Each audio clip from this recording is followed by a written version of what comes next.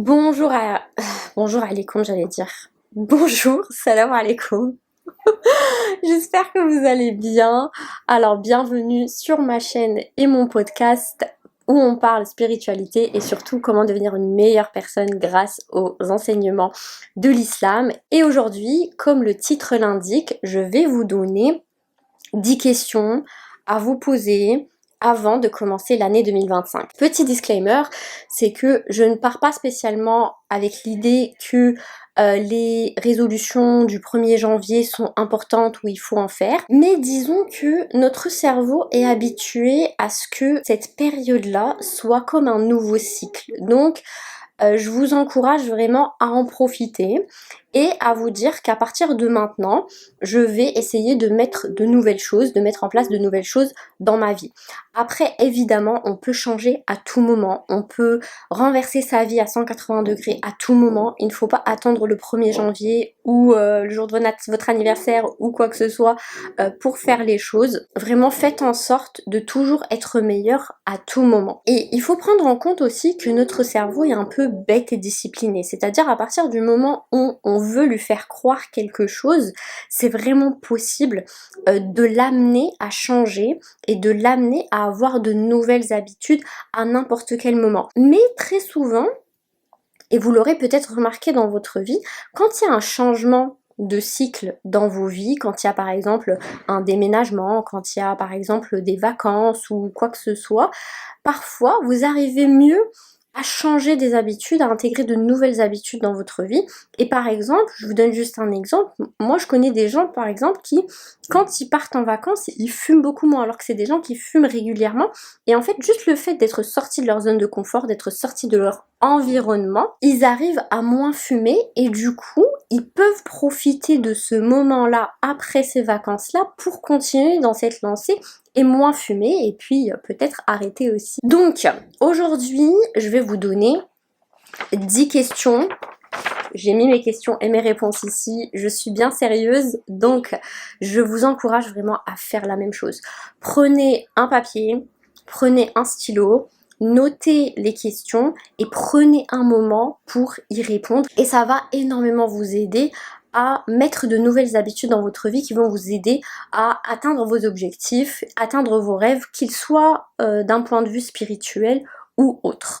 Alors, première question à se poser, c'est quelle leçon ai-je apprise en 2024? Posez-vous bien, regardez rétrospectivement et dites-vous quelle leçon est-ce que cette année 2024 m'a aidé à apprendre, m'a aidé à comprendre. Et je vais vous donner quelques éléments de réponse que moi j'ai écrits pour vous aider un petit peu.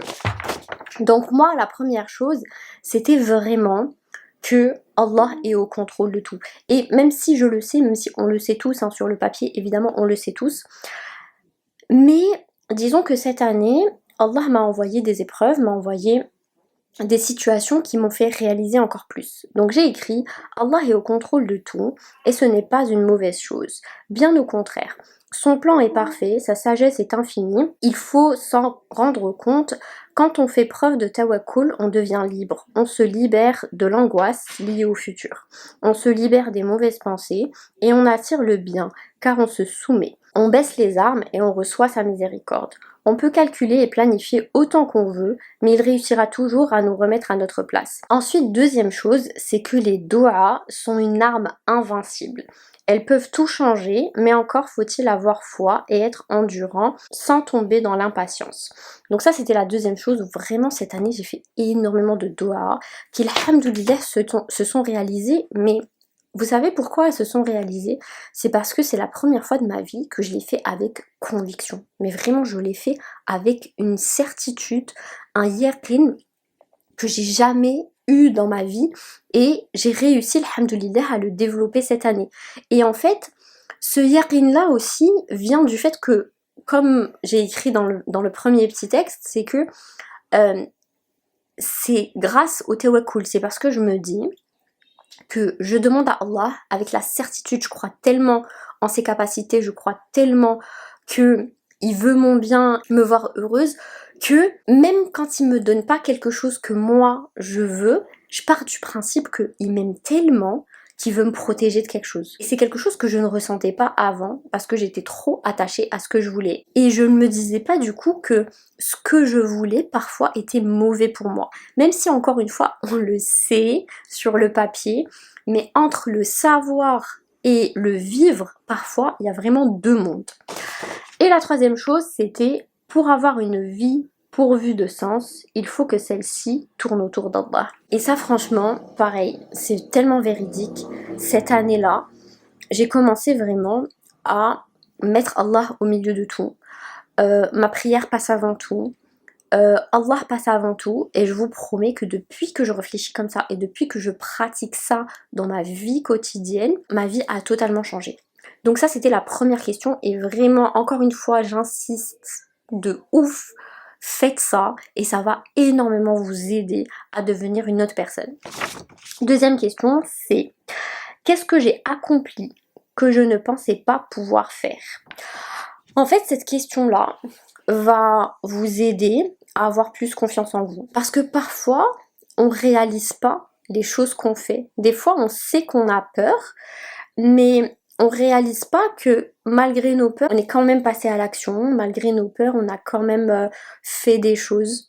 Et parfois, c'est des toutes petites choses qu'on néglige énormément. Donc réfléchissez bien à certaines choses que vous ne pensiez pas être capable de faire dans votre vie, ne serait-ce que avoir une conversation avec quelqu'un que vous aviez peur d'avoir, ne serait-ce que commencer un nouveau projet, vous inscrire à la salle de sport et y aller, enfin peu importe, mais vraiment faites en sorte d'écrire ça sur papier et vous allez voir que ça va énormément vous redonner confiance.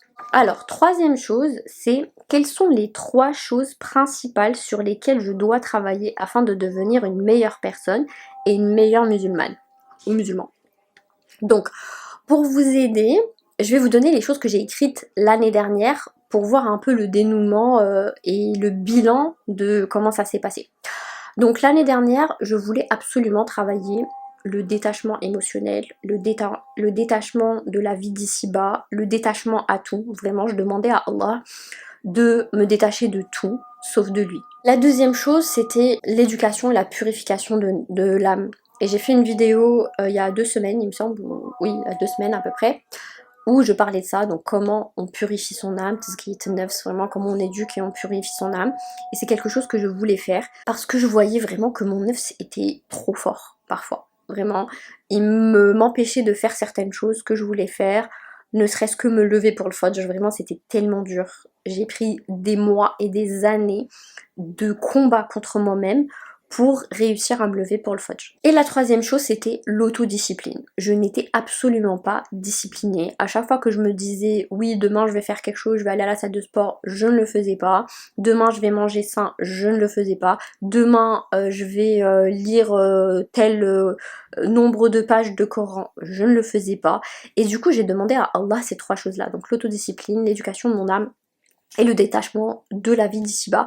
Et franchement, j'ai l'impression, c'est peut-être une idée que je me fais, mais j'ai l'impression que toute cette année a été construite autour de m'aider à travailler ces 3 choses-là, vraiment. C'est-à-dire que Allah m'a envoyé des situations où j'étais au pied du mur, je n'avais pas d'autre choix que de me détacher. Je n'avais pas d'autre choix que d'aller contre mon nefs. Je n'avais pas d'autre choix que d'être disciplinée, vraiment. Et par exemple, par rapport au détachement, vraiment, dites-vous que cette année, j'ai perdu des personnes que je n'aurais jamais pensé perdre. J'ai perdu de l'argent, j'ai perdu des opportunités.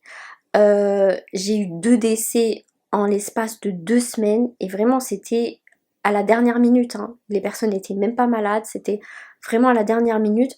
Et du coup, ça m'a tellement secouée dans ma vie que je n'avais pas d'autre choix que de me détacher de la vie d'ici-bas. Et il y a eu aussi un voyage à la Mecque où j'étais partie en mai. J'avais posté déjà une vidéo sur ça et pour ceux qui sont partis à la Mecque, vraiment ils vous diront que quand on revient de la Mecque, on est tellement détaché de la vie d'ici-bas que ça nous aide aussi pendant cette période-là de retour à cultiver ce détachement et je vous promets que maintenant je suis beaucoup plus détachée que l'année dernière. Et peut-être que c'est juste mon interprétation des choses, mais vraiment, il y a mon instinct qui me dit que toutes les choses qui sont arrivées cette année, toutes les épreuves, ou même parfois des bonnes choses, ont été là pour répondre à ces invocations-là, pour m'aider à travailler ces trois choses-là. Donc prenez trois choses que vous savez vous empêchent d'avancer dans votre vie, vous empêche de réaliser vos rêves, vous empêche d'être de meilleures personnes, de meilleurs musulmans et musulmanes, et essayez de les travailler, et vous allez voir que Allah va vous envoyer des épreuves qui vous donneront matière à travailler ces choses-là.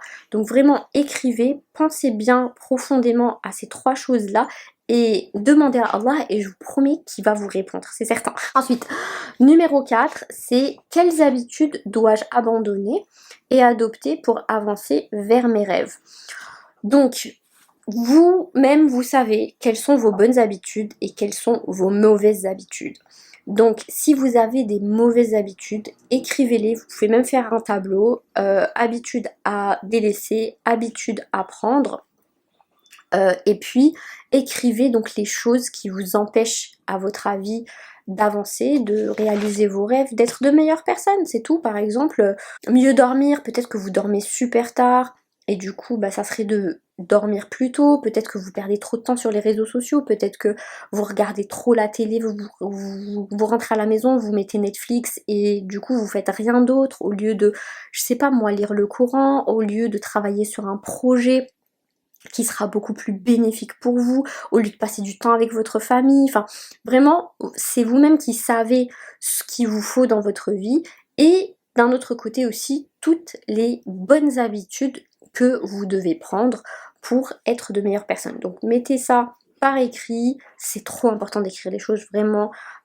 Si vous avez peur que quelqu'un lise, vous avez qu'à les écrire sur un papier, les prendre en photo et brûler le papier, mais c'est bien d'écrire. Vraiment, le fait d'écrire par opposition à taper sur le clavier, c'est que en fait le fait d'écrire, ça crée des schémas neuronaux dans votre cerveau, et donc ça stimule votre cerveau encore plus que le fait d'écrire sur un clavier. Donc vraiment écrivez ça sur un papier.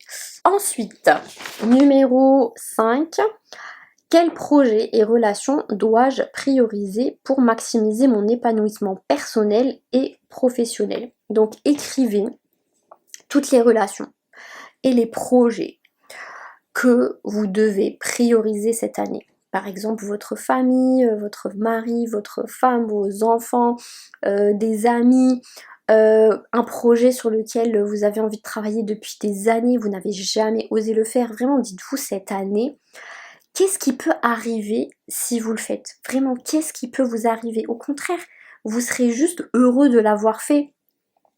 L'année prochaine, à ce moment-là, si vous ne faites rien, vous serez toujours dans la même condition, vous n'aurez pas avancé, et au contraire, vous aurez régressé parce que le monde avance, et quand on n'avance pas avec le monde, on régresse, on stagne pas, ça n'existe pas de stagner, c'est qu'on régresse.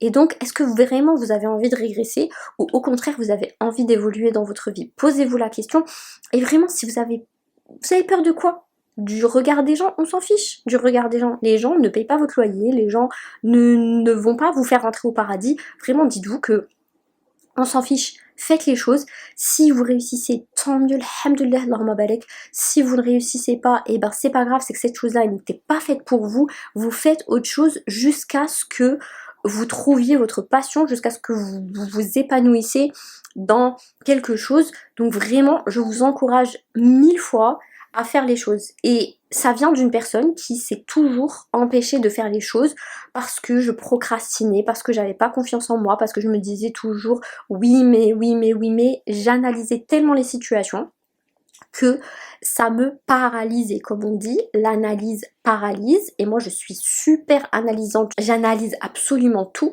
et du coup ça me paralyse. Et vraiment, à un moment donné, je me suis dit, mais en fait, si je continue comme ça dans ma vie, je ne pourrai que m'en vouloir à moi-même, parce que vraiment, je suis certaine que Allah veut me voir bien, Allah veut me voir réussir dans ma vie, veut me voir proche de lui et faire des choses qui vont dans sa voie, et voilà, et faire des choses bien. Et moi, c'est moi qui m'en empêche. En fait, ça veut dire que je tombe dans le piège de Shaitan parce que c'est Shaitan qui nous fait peur avec la pauvreté, qui nous fait peur avec l'échec, qui nous fait peur avec des choses négatives. Donc, je ne veux pas être dans la team de Shaitan, je veux être dans la team d'Allah et vraiment, ça m'a énormément boosté. Donc, je suis ici pour vous booster aussi et vous dire, vous êtes capable de tout faire vraiment si vous vous en donnez les moyens. Inch'Allah. Bref, ensuite, numéro 6, c'est comment puis-je contribuer aux autres ou avoir un impact positif sur mon entourage. Alors ça, c'est super important parce que c'est bien beau de vouloir faire des choses pour soi, mais il faut penser aussi aux autres et ça nous rend heureux aussi de penser aux autres et ça les aide aussi. Et c'est important de contribuer aux autres, donc vraiment dites-vous comment est-ce que je peux contribuer aux autres, ne serait-ce que leur donner plus de temps, ne serait-ce que faire des sadaqas pour aider certaines personnes, ne serait-ce que donner un conseil, donner un savoir, enfin bref, vous-même vous savez ce dont vous êtes capable, ce que vous pouvez donner, mais vraiment prenez en compte cet aspect-là d'être utile aux autres et écrivez comment vous pensez pouvoir être utile aux autres. Et encore une fois, tout ce que vous faites, tout ce que vous voulez faire, demandez à Allah de vous y aider. Demandez à Allah de vous frayer un chemin pour pouvoir réaliser vos rêves et pour pouvoir atteindre vos objectifs. Ensuite, numéro 7, c'est comment je veux me sentir. Et écrivez des émotions. Comment est-ce que, à partir de maintenant, comment vous voulez vous sentir? Est-ce que vous voulez vous sentir heureux, accompli, généreux, bien entouré? Enfin, vraiment, écrivez les émotions que vous voulez ressentir quotidiennement. Faites une liste ou même faites des phrases. Je veux me sentir comme ça en faisant ça. Enfin vraiment, soyez libre. Faites marcher votre créativité. Écrivez ce que vous voulez, c'est personnel, il n'y a que vous qui allez le lire. Et encore une fois, si vous avez peur que quelqu'un le lise, vous avez qu'à le brûler. Mais dans tous les cas, vous n'avez pas à avoir honte d'être vous-même. Vous n'avez pas à avoir honte de vouloir des choses. Vous n'avez pas à avoir honte. Vraiment, faites les choses et vous vous en foutez encore une fois. Numéro 8, c'est qu'est-ce que je veux accomplir dans ma religion? C'est la chose la plus importante. Donc, cette année, ou peu importe quand, encore une fois, vous n'êtes pas obligé de commencer ça au 1er janvier, vous pouvez commencer ça à n'importe quel moment, mais juste le fait d'avoir une date, c'est bien, c'est important, comme ça va vous faire bouger, mais vous pouvez commencer à tout moment, évidemment, mais juste faites-le. Qu'est-ce que vous voulez faire dans votre religion? Si vous ne priez pas, et ben commencez par ça. Déjà, première chose la plus importante. Ensuite, si vous connaissez pas beaucoup de sourates, ben mettez une liste de sourates par exemple que vous voulez apprendre. Moi j'ai mis par exemple, j'aimerais apprendre les 99 noms d'Allah par cœur. J'en connais quelques-uns, mais je ne les connais pas tous par cœur.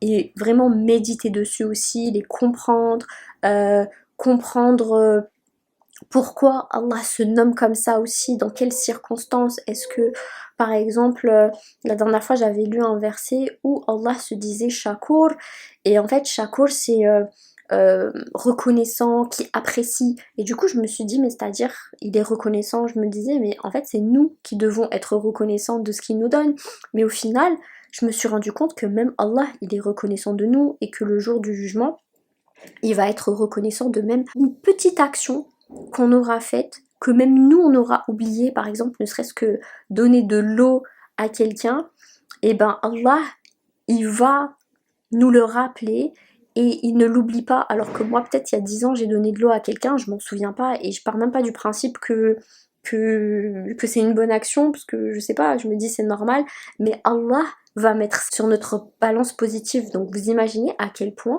Allah est bon. En fait juste le fait d'apprendre ses noms, ça nous fait l'aimer encore plus parce qu'on le connaît encore plus à travers ses noms, vous voyez. Donc ça peut être des choses comme ça peut être vraiment ce que vous voulez. Par exemple, se donner l'objectif de jeûner 3 jours dans le mois, que ce soit les jours blancs ou par exemple certains jeudis, certains lundis, de faire plus de istighfar dans la journée. Par exemple, si cette année j'en ai fait 100, bah je vais essayer de monter à 200. Enfin, vous voyez vraiment, vous savez où est-ce que vous en êtes et ne mettez pas trop de choses non plus. Il faudrait vraiment que ce soit un objectif atteignable, qui soit assez grand pour vous exciter, mais qui soit aussi assez petit pour qu'il soit réalisable, d'accord? Ne mettez pas 10 000 choses et après vous allez vous embrouiller et au final vous allez rien faire. Vraiment commencez par ne serait-ce que 5 choses que vous allez faire à fond et vous pouvez rajouter au fur et à mesure, hein. Ça veut pas dire que vous avez écrit ça maintenant, que c'est figé et que ça ne va pas changer. Vraiment vous pouvez rajouter au fur et à mesure et voir votre progression et vraiment écrire, garder un journal. Moi je vous l'ai dit déjà, j'ai un journal sur lequel j'écris toute ma vie et je compare parfois, je tire le journal de 2020 et je le compare avec maintenant et parfois quand je lis certaines choses que j'écrivais avant, avec lesquels je me prenais la tête, je me dis mais en fait je me prenais la tête vraiment pour rien, alhamdoulilah, Allah m'a trouvé une solution. Enfin voilà, donc vraiment faites en sorte de toujours garder une trace de votre progression. Ensuite, numéro 9, quelles sont les choses pour lesquelles je suis reconnaissante? Alors ça c'est super important. La reconnaissance, c'est l'une des clés de l'épanouissement, c'est l'une des clés de vraiment d'être heureux dans sa vie. Et encore une fois Allah nous le dit dans Surat Ibrahim, c'est un verset que j'aime énormément, donc Surah 14 verset 7, c'est que plus on va être reconnaissant et plus Allah va nous ajouter des bienfaits. Et indépendamment de ça, le fait d'être reconnaissant, même nous, ça nous met dans des sensations, ça nous donne des émotions positives et du coup on attire le positif et donc ça fait un cercle virtueux où c'est positivité sur positivité et c'est vraiment incroyable. Donc écrivez toutes les choses pour lesquelles vous êtes reconnaissant et même si c'est des choses que vous n'avez pas encore, en fait juste le fait d'attacher de la reconnaissance à cette chose-là, vous allez la voir autrement. Je ne dis pas que vous allez la tirer comme dans les trucs de manifestation et tout, je vous dis pas du tout ça. Si Allah vous l'a écrit, vous l'aurez. Si Allah vous ne l'a pas écrit, vous ne l'aurez pas. Je ne vous dis pas que vous l'aurez à 100%, mais juste le fait d'y attacher de la reconnaissance, vous allez voir ça autrement et vous allez être toujours reconnaissant. Donc écrivez déjà de la reconnaissance pour les choses que vous avez et on se rend même pas compte de toutes les choses qu'on a. Le fait de se lever le matin, ouvrir ses yeux et voir, alhamdoulilah. Ouvrir un robinet, avoir de l'eau, alhamdoulilah. Il y en a, ils ont pas ça. Le fait de pouvoir juste sortir, s'acheter, je sais pas moi, une veste, alhamdoulilah, il y a des gens, ils ont pas ça. Donc, juste ces choses-là de base qu'on prend toujours pour acquis, il faut se rendre compte que, alhamdoulilah, de les avoir. Et même, comme je vous ai dit, les choses que vous n'avez pas encore, vous voulez, je sais pas moi, une Mercedes rouge, vous ne l'avez pas, et ben alhamdoulilah pour ma Mercedes rouge. Et en fait, ça va tellement vous mettre dans un état de gratitude et de reconnaissance que peut-être Allah va vous donner votre Mercedes rouge. Et aussi, faites ce qu'on appelle des gratitude walks, c'est-à-dire vous sortez, vous prenez pas votre téléphone, vous prenez rien du tout, et juste vous marchez, vous regardez au loin, vous regardez la beauté du monde, le ciel bleu, parfois il est gris mais c'est pas grave, c'est quand même un beau ciel, parce qu'il vient d'Allah, et juste dites alhamdoulilah pour tout et vraiment vous allez voir comment vous allez vous sentir. Et la 10e chose, c'est, alors c'est pas une question, mais mettez-vous en situation. On est un an plus tard, donc là j'ai mis on est décembre 2025 parce que j'ai écrit ça en décembre 2024 et tu écris une lettre faisant le bilan de toute l'année. Donc écrivez une lettre. Donc imaginez-vous que vous êtes dans un an, donc le vous de dans un an, et écrivez une lettre en faisant le bilan de cette année-là, avec toutes les choses que vous aurez accomplies. Écrivez ce qui vous passe par la tête, écrivez ce que vous voulez, même si c'est des choses inimaginables pour l'instant, c'est pas grave. Ce que vous avez envie de faire, par exemple, je sais pas, là vous avez envie d'aller à la Mecque cette année, et bien vous écrivez dans votre lettre, c'était trop bien la Mecque, C'était incroyable, j'ai trop adoré. Ça va vous mettre, encore une fois, dans un état de gratitude, dans un état de visualisation des choses. C'est Allah qui donne, donc vraiment pensez à Allah, et à force d'imaginer les choses que vous voulez faire, à force de les vouloir et à force d'en parler avec vous-même et avec Allah, Inch'Allah, vous les aurez. Mais encore une fois, ayez ce détachement et ce tawakkul et vous dire que Allah nous donne ce qui est bien pour nous. Donc s'il y a des choses qui nous donnent, tant mieux, alhamdoulilah. S'il y a des choses qui nous donnent pas, eh ben on est patient et alhamdoulilah quand même pour tout. Voilà, j'espère que vous allez vraiment faire cet exercice parce que je suis certaine que ça va vous aider. Et n'hésitez pas à me dire en commentaire ce que vous avez écrit. Et Inch'Allah, revenez dans quelques mois et tenez-moi au courant. Et donc, je vous dis Inch'Allah à la semaine prochaine. Prenez soin de vous et on se voit la semaine prochaine. Salam alaikum.